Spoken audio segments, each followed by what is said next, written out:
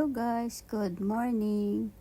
Nag-voice over na lang pala ako kasi may tugtog yung dinadaanan ko kasi baka copyright na naman ako. Palagi akong copyright. Ngayon, galing na ako ng trabaho, pauwi na umaga na yan. 5:30 na ng umaga. Medyo konti pa yung mga tao na sumasakay ng tren, kaya mas maluwag ka, makakaupo ka, hindi ka tatayo sa umaga. Ayoko na kasi umabot pa ako sa 7 o'clock or 6:30 kasi ang dami na talaga, makatayo ka na talaga, hindi ka na makakaupo.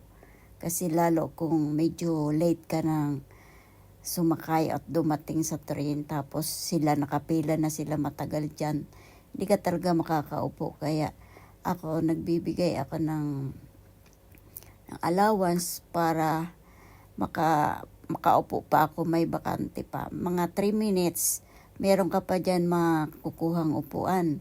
Pero pag giri-giri ka or yung time wala na, mga seconds, 5 seconds na or 10 seconds, wala ka na talaga maupuan. Tatayo ka na lang talaga. Ganito naman ang aking buhay araw-araw. Trabaho, bahay, uwi, ganun. Kaya pero kahit ako ganito, masimpleng buhay dito sa Japan, nag-i-enjoy naman ako.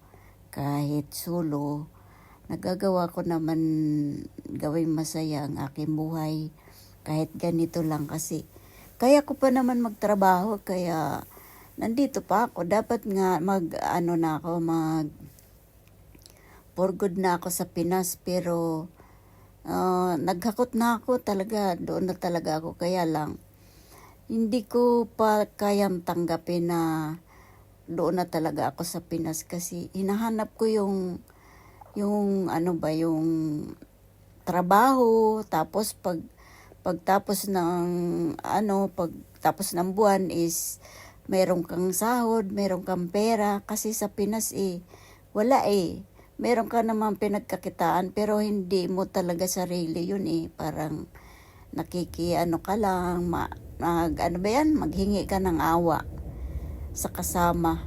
Kasi parang ang hirap yung pakiramdam na sanay ka, lagi kang may trabaho at kumikita tuwing katapusan ng buwan.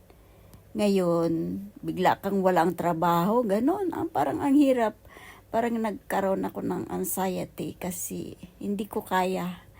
Kaya bumalik ulit ako dito sa Japan para magtrabaho ulit.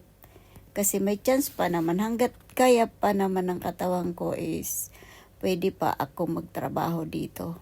Hanggang kailan gusto ko po pwede ako dito sa Japan. Kasi nandito naman yung anak ko, nagtatrabaho din. Minsan tinadalaw din naman ako sa bahay. Kaya ayun, yung parang isa pa yun na hindi ko maiwan-iwan yung Japan kasi nandito yung anak ko.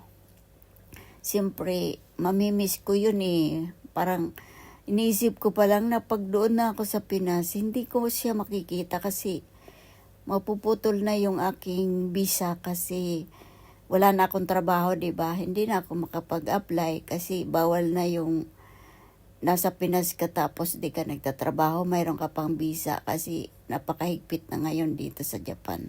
Yung mga ganun. Kaya pagka give up ko na itong trabaho ko, malamang hindi na ako makakapunta dito sa Japan kasi wala akong trabaho sa Pinas, wala akong pagkakitaan, diba?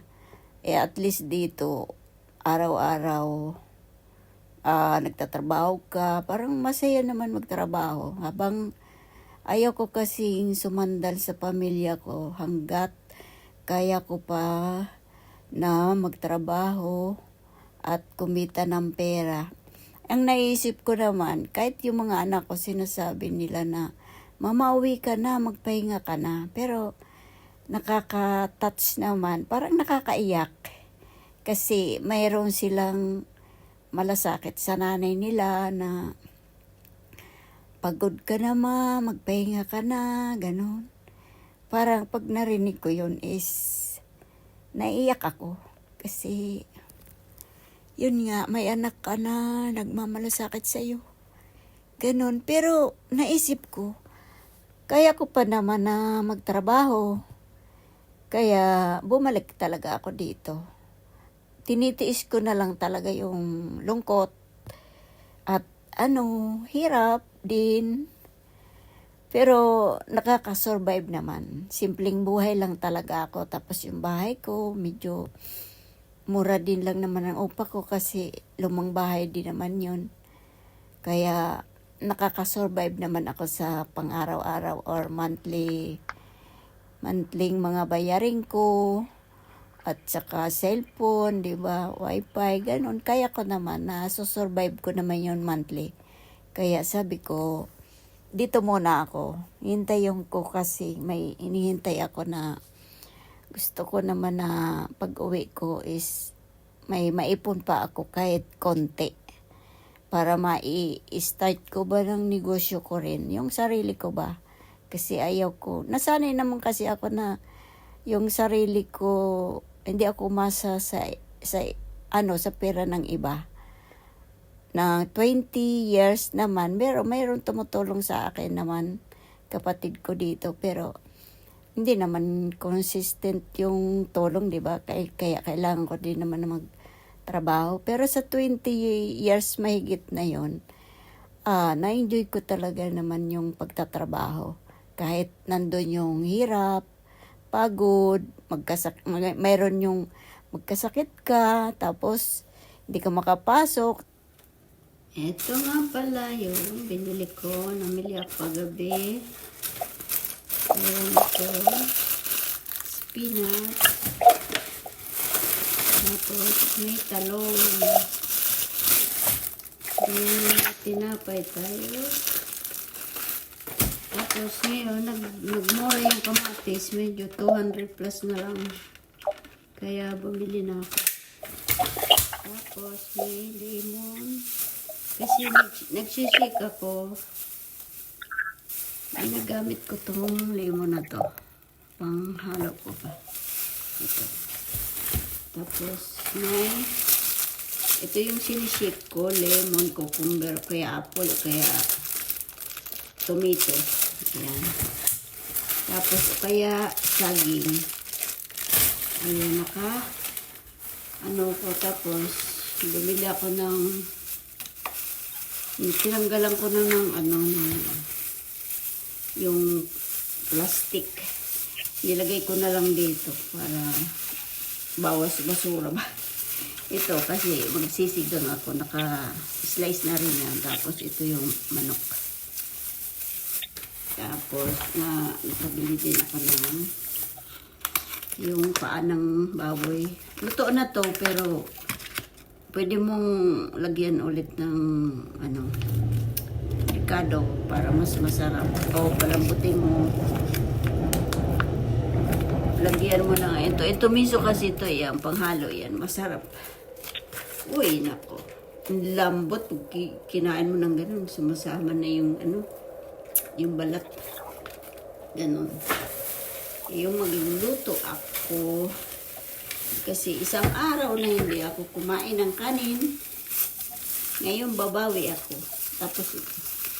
Paborito ko to yun. Yun munggo na pinatubo. Tapos nilagyan nila ng medyo maanghang. Kaya ayan. Panghalo ko lang to pagka may adobo ako. Tapos ito. Tapos kanin. Ang sarap ng kain, diba? Tapos magsigang ako ngayon kasi medyo nagutom na ako. Ayan. Ito, naka-slice na to. Kaya ilalaga ko na lang siya. At, ayan. Okay na to kasi konti lang. Ako lang naman. Kaya, yan talaga ang diskarte ng nanay na mag-isa. Pero pag niluto ko to, mga 3 kain ko na to. Tipid ako eh. Tapos, nagsaing ako ng kanin. Isang takal, dalawang kain ko rin yun. Kaya minsan, dalawang puno dito. Minsan, tatlong kain ko pag naparami. O kaya, apat, ganon. Pagka medyo mahina yung kain ko. Ganon. Yun lang yan.